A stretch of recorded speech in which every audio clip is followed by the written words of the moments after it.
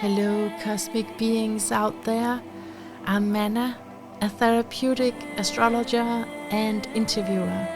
I'm passionate about learning and sharing insights on how to live a better life.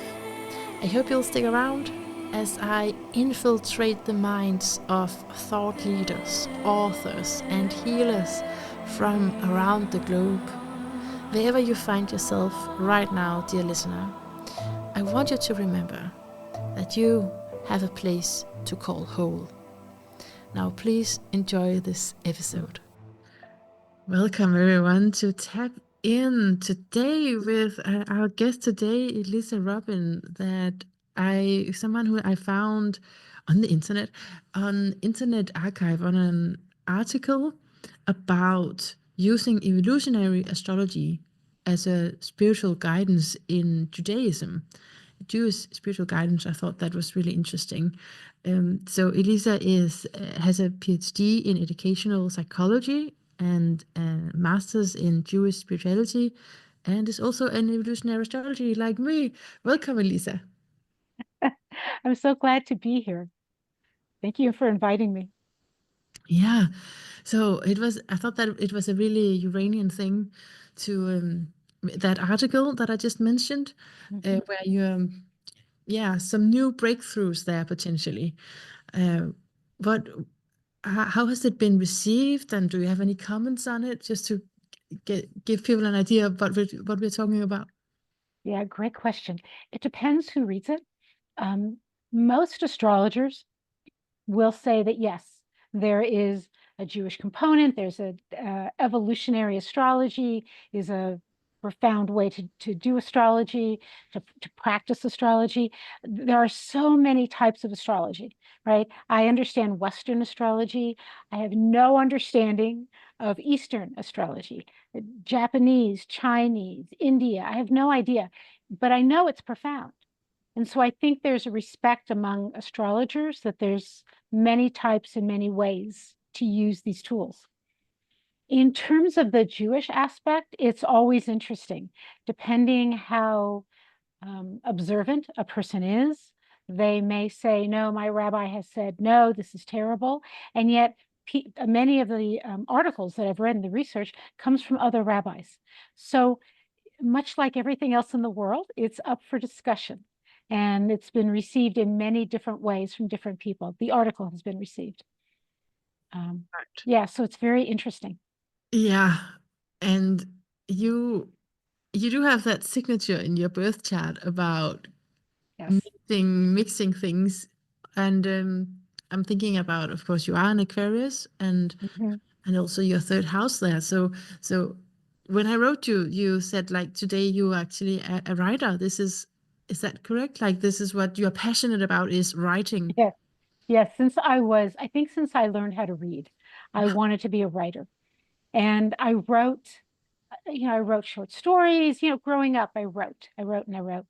And then, of course, I went off and did a career that had nothing to do with writing. Honestly think it's because my grandmother said to me, if you want to be a writer, you're going to have to learn to spell better. And I'm slightly dyslexic and I just don't spell well. But, there's ways to adapt to that. And so instead of pursuing writing, I sort of fell in love with other things. I fell into geology because I loved the forests and I wanted to be outside. So many things that I cared about and I loved, I wanted to explore. Now I'm at this point in my life where, oh yeah, I want to be a writer. Let's get back to doing that. So I have 2 novels on Amazon. I have a really short book I wrote with a girlfriend about leadership um, through the eyes of a pirate. And so how one pirates, which is kind of fun. And then another very short book that more of a how-to guide on how to use a very old Jewish technique about looking through a wine glass at a candle and using that as a method of meditation or scrying or asking for future information. Mm, So cool. yeah, and then I have a blog. I have a regular blog. Mm. So in your writing, is that also about spiritual guidance, or is it more fictional, just made up, completely made up, or is there some kind of message in there? I think it's a great question, because my my novels both are spiritual romantic adventures, and they start with the seed of something. So the first one starts with Miriam's well and the search for Miriam's well. What's that about? And the second one plays off the theme of Tamar in there's two Tamars biblically, and how they had to make their own way in the world as women. And they started with the seed, and then the book writes itself. The characters write the book, which is just the sort of amazing experience I have, where I'll go for a walk and the characters tell me the next part of the book, and that's what I write. And if I don't write that, the characters won't talk to me. So it's a very interesting. And I have a mentor who's this amazing author, and she has said that don't fight your characters. Don't ever do it. If they're telling you what to write, you follow your characters. So is there a spirit? So back to your question, yes, I think there is spiritual guidance in the book, but it isn't laid out like, here's your, now do this, now do that, now do this, right? So interesting. Do you wonder what's going on there? I'm thinking about like all the characters that we inherit that's in our system, that it's sort of those who are psychically speaking to you. How do you view that? What's going on there when the character is speaking to you? When it first started, I just thought, okay, well, I'm out for a walk and this is how I process. But it just kept going. It was during COVID, the second book, and I'd write, and then I'd go for a walk, and I'd get the next part of the book, and I'd write, and then I couldn't write unless I went for another walk. So, I wasn't sure if I just processed better in motion, or if it was really that was when I could listen to where the book needed to go. And there were definitely parts that surprised me that I still don't know how that part got in the book, but it's what the characters were doing, so it's what I wrote. That's so wild. I know, it's wild. And sometimes I think what I've learned is sometimes we just let that process happen instead of deciding, no, this is not my spiritual process, or no, this is not how I wanted it to happen, or this isn't valid. Sometimes we have to just let it happen. Yeah, okay. So I wanted to ask you also about being a multi-passionate person yourself. I think there's, of course, many things in the chart, and you're an astrologer yourself, so it's always dangerous to just narrow in. But just for the sake of the example, it's quite good to just say actually just third house Aquarius, right? There's a lot in. I know. Indefinite, yeah. And I'm a multidisciplinary, multi-passionate person. How is it for you, and how do you interweave all the threads, all the directions that you've been through in the service that you now do today? That's an amazing question. I think this will sound silly, but I allow myself to be done with something. For most people, actually, let me rephrase that. I don't know if that's true or not. Many people have said to me at some point, "Oh, I thought you were passionate about whatever it might be." And what I have to say was, I was, and now I'm onto this. And somebody said to me, like, "Do you have ADHD?" I'm like, "No, I don't have shiny object syndrome. I like something, I dive into it, and then I'll feel complete. And I'll move on to something else that is something else." I think that keeps us young.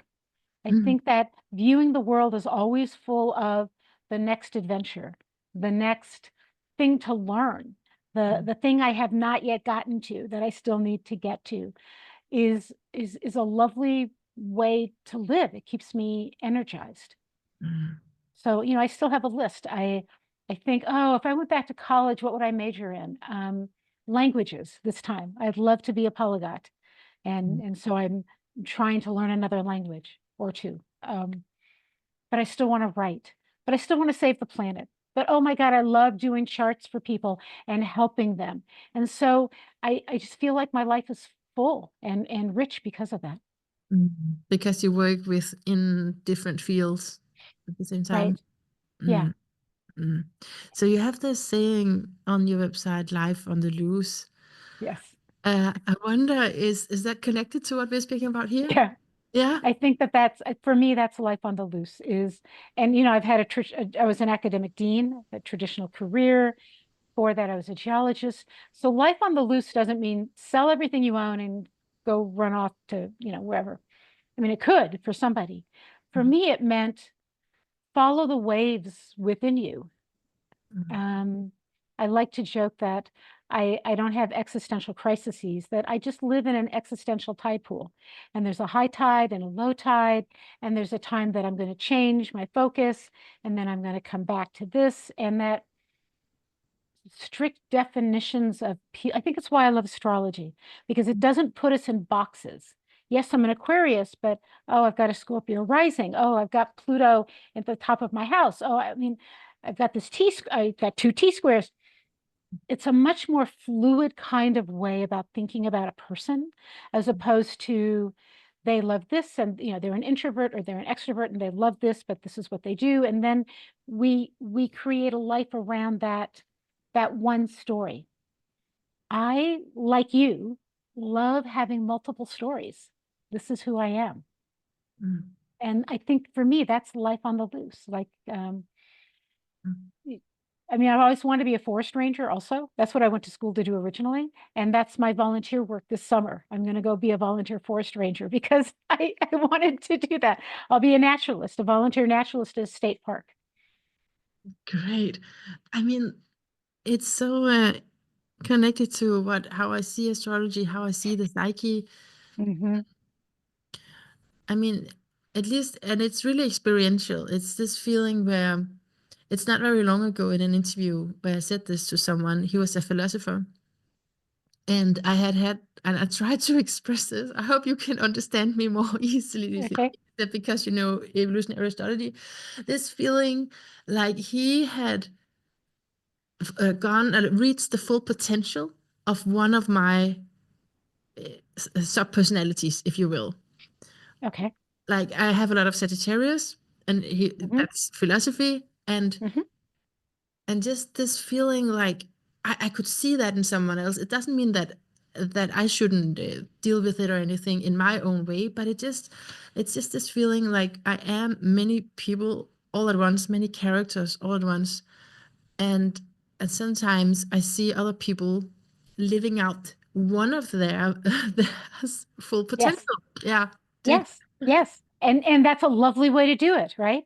I know somebody who wanted to be a a fighter pilot young, and he did. And then when he left that field, he became an international pilot. And then when he left that field, he became a private pilot because flying was and he followed that one thing. And isn't that lovely? And I don't have one thing. Yeah, I have one thing in the moment. When I'm doing a reading for somebody in astrology, that's the entire world in that moment. I'm totally focused on them and the chart. And it feels like it's kind of like for the book where the characters came and talked to me, that mm, sometimes their characters come and talk to me through the chart.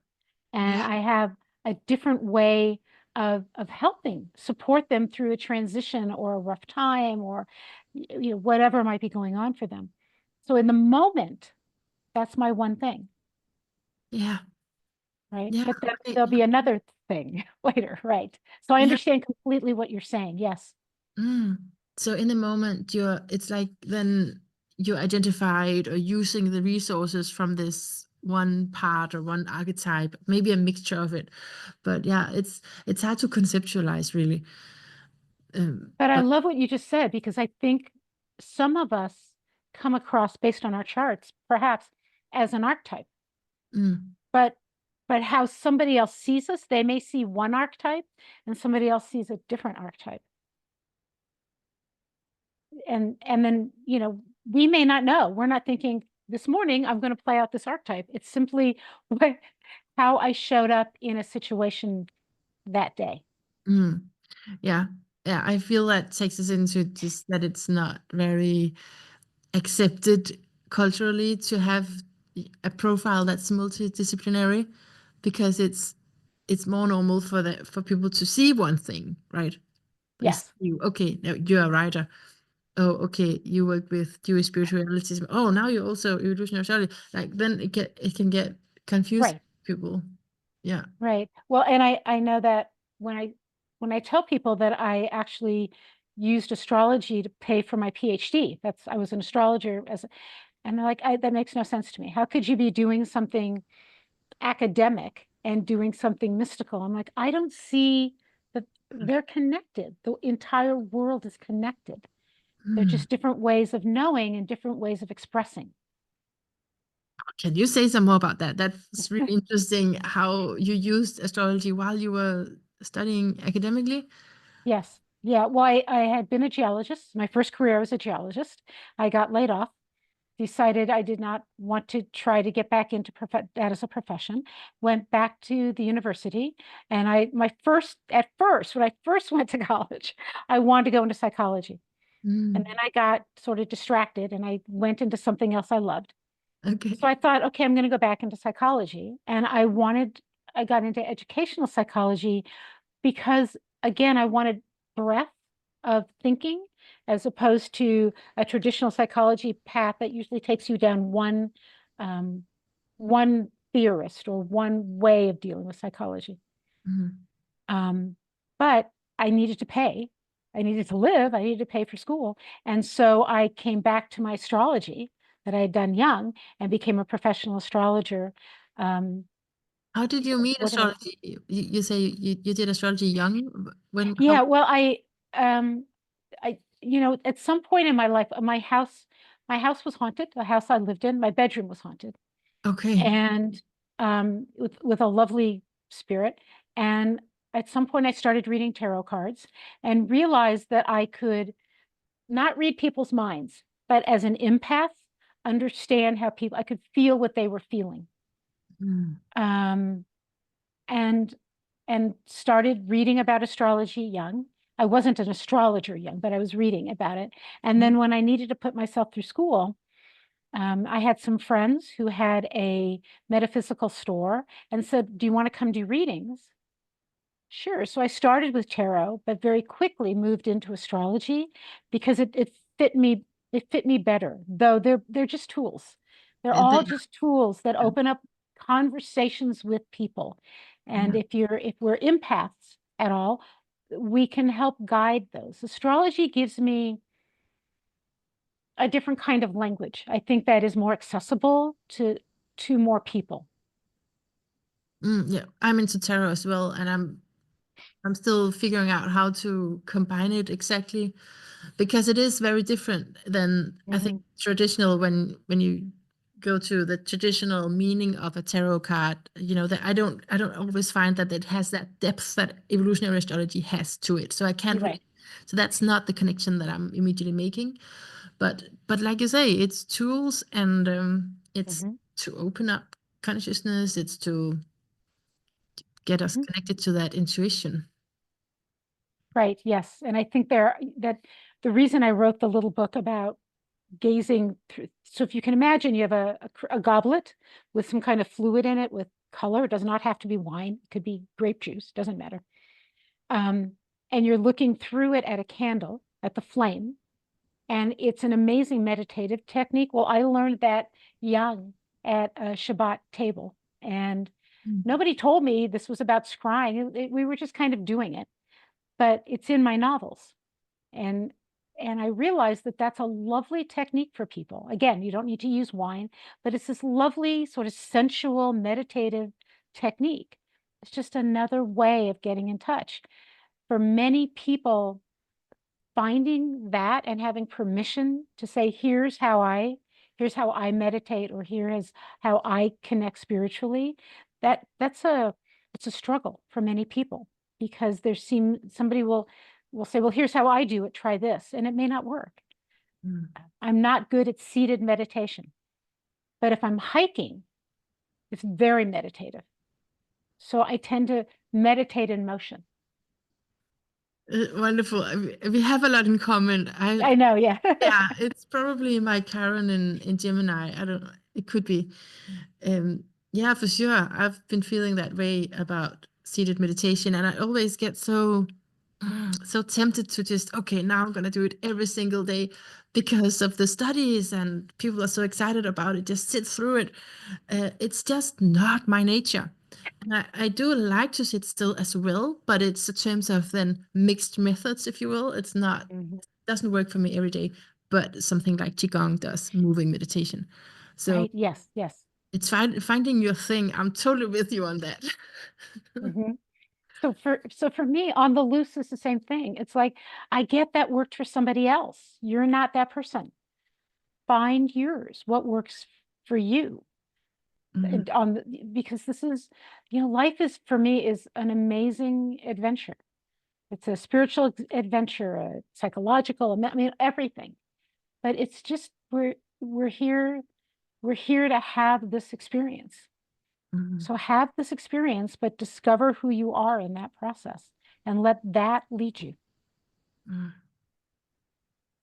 I wanted to say some more about that. I wanted to say some more about, okay, what is it right now? Maybe we can go there. What is it right now that you're really passionate about? Because I feel what you're just talking to right now is a very good fit to the time we're in. Neptune Hmm. moving into Aries, and Hmm. and yeah, well, everything, I think Pluto in Aquarius as well. Um, is that what you're just speaking to here. But so what is it that you're really passionate about? Right now. Yeah. Um, so I'm very excited about this summer becoming a volunteer naturalist at the state park. I'm very sort of excited about outdoors, being outdoors. We're coming into spring in Colorado. I've been doing winter sports. I'm so excited about moving into other sports. So I have this sort of needing to be outside, just needing to be in the natural world, Yeah. part of that. I also, for some reason, have gotten very much back into working out and doing a dance class. And so I feel like I'm coming out of winter and I'm getting so excited about all the things that usually that means, right? Like, um, Yeah. and my writing is back up on my mind, is that I'm working on another book. I have a book I'm working on. The third novel is starting to come through, and I know I need to carve time to write. And so I find myself doing two things at once. Like I told you, I'd like to learn another language. So there I am at the gym on a machine with my headset on, doing a Pimsleur, trying to get another language, and kind of laughing at myself because I'm not, I'm trying to do two things at once because there's so much I still want to do. I'm needing to put more time in my day. I know that feeling for sure. For sure. Yeah, Mhm. that's really the temptation here when we can just put something in our ears and do something else with our body. Right. Yeah. And right now, the other thing I'd say I'm passionate about is I wrote a blog about being a mentor of hope, Mm, that the world, especially the US, is so profoundly crazy right now. yeah. And, Pluto moves into Aquarius. Every major planet is changing signs this year. That, who knows, right? Everybody has a different take on what this is going to do. But personally, people are feeling the stress, regardless of what they're thinking or who they voted for or whatever. They're feeling that stress of that changing energy. And I feel like hope is is a place people can move to. Let's move from fear to hope. Yes, I know things can be scary, and hope can guide us in a different direction. Mm, So let's stay there. So often with my readings, I tell people that in part what I'm doing is a mentor of hope to work with. Are you going through a crisis right now? Okay. Okay. It's a chapter in a book. The book's not over. Let's mm. let me help you through this chapter.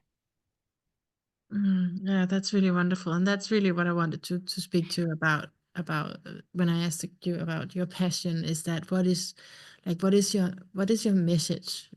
Because I do Mhm. think you're a very passionate person, and I think you're also really foresighted and like Aquarius are. So so yeah, you say we don't know about this time, but But what is it that you really find so important for people to understand? You say hope, but so you are hopeful. I mean, you must be hopeful I then. am hopeful. Yeah. I am hopeful. Okay. Right.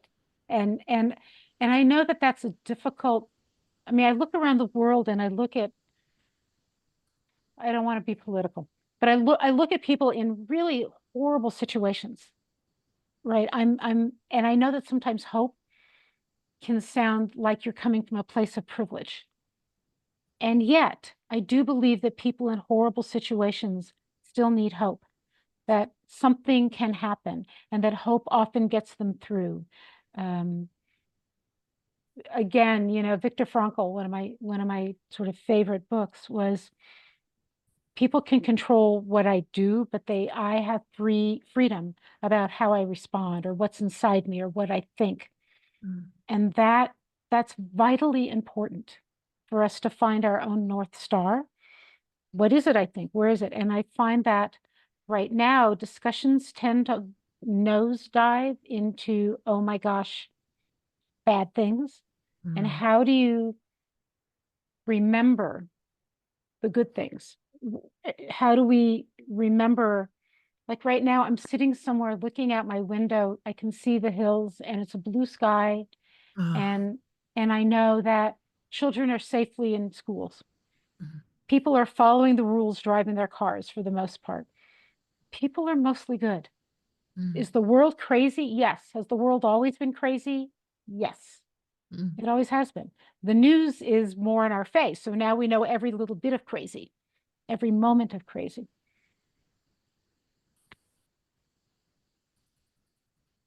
But my job is to remember my circle of influence and how what I do ripples out. And so while I can't change what's happening in any national center, right? I can change what's happening around me by what I ripple out. And Mm. so that's my job. And if that ripples out into a reading with somebody, into a conversation, I make sure wherever I am, I'm checking out at the grocery store. I ask the person, how are you? How's your day? Smile at them. Hey, Mm. thank you for bagging. Oh, I mean, just that little bit ripples out. So I think that's like mentoring hope and modeling hope. That's a kind of hope in the world. People are friendly. Let's be friendly. Yeah. Yeah. And as I hear you, be friendly to invite friendliness in others, and let's Hmm. get more into that space and condition all of us Hmm. to counteract whatever else is going on. Right. What can you do? Right. I have a couple boards I'm on. I fundraise for something. I mean, what can you do? Um, and what is it that fits you? Mm. And how does that then ripple out into the world? Mm. Mm. So did you always there was a journey for you though, right? Oh, To yes. get to where you are. Yes. So did you start out by listening to other people's opinions or something like that? How was your turning point? If I know there's probably been many, Um, just one of them. I grew up, my many of my family died in the Holocaust. I'm Jewish. They died in the Holocaust. And I grew up at tables with, grandparents and great uncles and aunts all arguing, Mm. loud voices arguing. And I couldn't take it. I was an empath. I didn't know, but I couldn't take it. And I would try to slip away, and my grandmother would always want me back, that you have to do this. And so I really shied away from any political discussions. I mean, the energy of it Mm. becomes distressful Yeah. for me. And then, I was in academia, and I remember knowing that as I'm leading a class, I have to have both opinions or every different opinions in the class. And especially I was teaching developmental psychology, and there's so many different ideas about this. And I learned to moderate the other voices. Like, I get that's your opinion and that's lovely, but you'll take your tone of voice down to here. That's great. Now we're in a discussion. And somehow I learned that I could do that, that I can be in a discussion, but the discussion has to be in this tone of voice. We're not going to yell at each other. And then I've also learned when I can step out, when I don't have to add my opinion, when somebody just needs to vent and I can let them vent. And yes, that's maturity. That took a long time to get to. But I find that I'm much better at it. And in fact, the other night we were sitting with somebody and the conversation got heated. And I said, time to change the subject. We're not going to agree. There's no point, right? Talking opinions here. Let's, Yeah, absolutely. Yeah, I like your point about the tone, because as I see it, it's the state of the nervous system. Yes. So, and then if one is completely activated, the other one is low on arousal, then there's no meeting, right? There needs to be a meeting point Yeah. first. Right. And it's Right. easy to go down, though, to meet each other than it is to I both. know. Yeah. Yelling at each other never does anything. And I often wonder if a way of trapping people, like groups of people, is to get them aroused and yelling. And when we do that, we are so influenced by the crowd, we lose our North Star. We lose, like, no, this isn't me. When I was first really learning astrology, the guy I studied with told me the story, and I love this. And he said, imagine you're in you're living somewhere in your favorite place in the world. Maybe you have a little house, whatever you have, and every day you wake up and the world is beautiful and wonderful and lovely. And one day you get bored. So you go into town and they're having a revolution. And you think, I kind of like this side. I think I'm going to join the revolution. He said, that's fine. As long as you remember you were fine before. And this is a choice to have an experience, but you can choose not. Remember who you are. And I fear what happens is any of us, all of us, we're humans. We get sucked up into here's the storyline, here's the mythology, here's the word, here's all these people that I know, the environment yelling, and I'm in this environment. This is who I become. And there is so much psychological research that absolutely demonstrates we become more like, very quickly, our environment.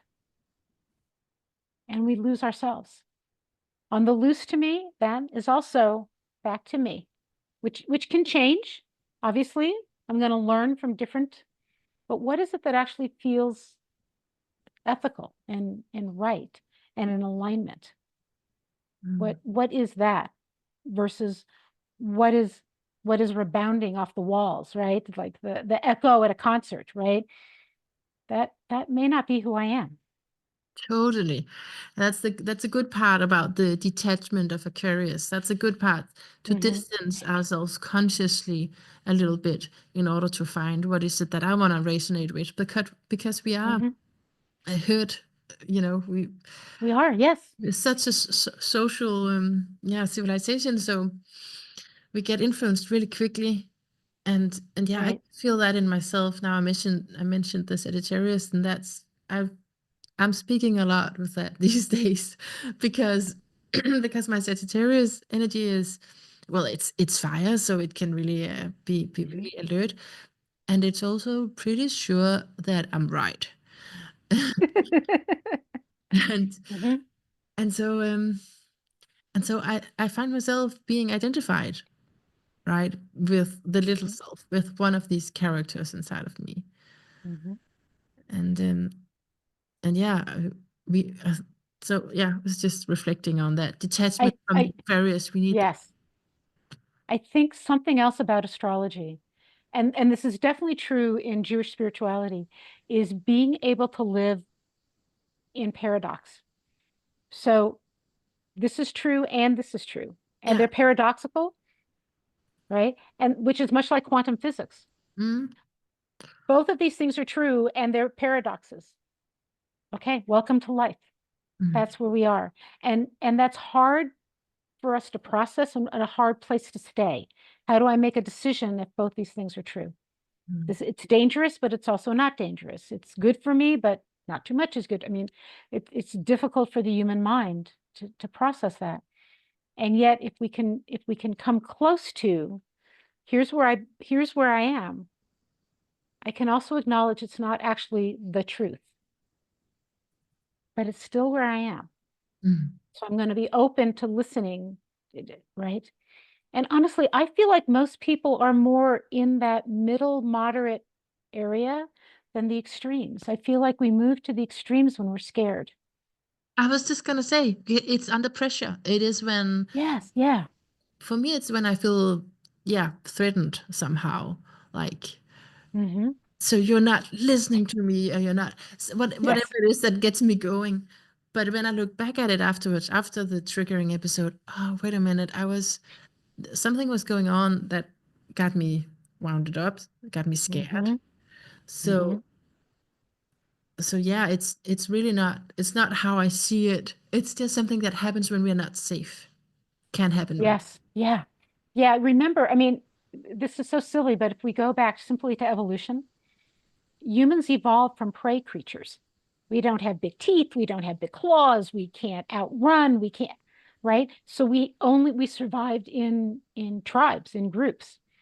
And we had to be aware of the dangers around us. And so part of our brain will easily go back to, are you safe? If you're not safe, do something. Are you safe? And that's a difficult one to overcome. Yeah. Yeah. And I like your point from before, holding the paradox, remembering that, yes, you're right, this is true. And there's also this. What an incredible programming you had there, that you kind of had to develop this holding both sides, because you grew up people arguing, and tough, but it's given you something, it seems. Right. Yeah. Yeah. And again, it takes a while. It's not like I easily did any of, right. And that I'm still a work in progress. I'm still trying to lean more towards that sort of conscious, thoughtful, resonant energy. Yeah. But I'm human. And some things are just so human. Somebody cuts you off in traffic and you're like, okay. Right. Right. Because you feel unsafe. What if they hit me? Right. I mean, yeah. Yeah, absolutely. Okay, Lisa, it's really lovely speaking with you. And I feel what I thought was going to happen did happen. Like, we were talking about different things, and yet we're trying to find this through line of the message that we need right now, and that you're bringing into the world in different ways. Well, I think like that there are so many messages, but both of us understand the language of astrology. Right. And it's neither of our language of origin, which is something else I love, right? English is my language of origin, probably not yours, not your first language. Raised in America, this is funny. My grandmother spoke 7 languages. I grew up speaking 1. I find that so rude. It's the only thing I'm upset about with my family, is like, why didn't you give me a second language? Any, I don't care what it was, any of those 7 I would have taken. But no, and so now I'm trying to learn more. And yet there are common languages. And I think astrology is a common, even if somebody casts a chart differently, or right, there's still a commonality that we have. And so it's another way of bringing people together. Yeah, for sure. Yeah. Interesting. Interesting that you grew up like that. You spoke 7 languages, and now you have to like fight for it. I know. Yeah. Astrology is such a language, and even it's not given that we understand each other, because often people will say on this podcast, other places, people will talk to me astrology, and they think I know what they mean, Pluto is this and that, and it's just not exactly what I think. Right. Yes. Not my interpretation of it. So I was like, sure, it may be in your school, right? But I don't go there, because it's fine. I understand that getting some intuition from these Right. archetypal images, and they have a point there. So Hmm. I think that's how we all do. It's quite personal in a way, the way that you read astrology. I agree. I Mm. agree. But again, we don't yell at each other about Pluto, No. right? Like, okay, I get that's how you see Pluto. Yeah. I've had so many Pluto transits. My choice was to make Pluto one of my best friends. So right now, Pluto is sitting on my sun. It was sitting on my Chiron. Now it's sitting on my sun. I've decided this is okay. All right, Pluto, my BFF. Let's do this. I'm not sure what this is, but we're going to do this because Okay. Pluto always wins. So you might as well join. Absolutely. It seems like it has given you some empowerment, though. Yes. Yeah. Yeah. Yeah. I feel like that. Yeah. Wonderful. So, Elisa, do you have anything you want to end by saying to me and the listeners? This has been wonderful. I think you and I'm so sorry we're on different continents, because otherwise I would try to figure out how we could meet for like a day of tea, coffee, walks, talks, the whole bit, because I'd love to know you better. And that if people want to find me, they can. They just Google me. I've got a website and always open for emails and for chats and for readings or whatever. And thank you. And just leave with that. Yes, I know things are crazy. There are crazy people running things right now. Sometimes we need that for us to wake up to what we have allowed to happen or what we thought we wanted, or sometimes you need to see it play out. And it doesn't mean the world is going to end. You know, Charles Dickens, not my favorite author, but in one of his books, my favorite opening of a book, it was the best of times and it was the worst of times, right? And that whole chapter, it was the time of enlightenment. It was the time of ignorance, paradox. That's where we are. And we can help sway it when we focus on connection and we focus on hope and we focus on our North Star and living a life that echoes into the world, that is the kind of world we want to live in. Mm-hmm. Mm-hmm. Yeah. So really being it, being what you want to send out. Yeah. Right. Yes. I love that. Just taking it in. Love it. Thank you so much, Elisa. I'll imagine having that meeting with you physically. I know. Just, I fly, maybe. You're very welcome here in Copenhagen. Seek me out if you're ever around. Yeah. Okay, I will. Okay. Have a wonderful day there. Okay, you too. Thank you. Uh-huh. Bye. Bye.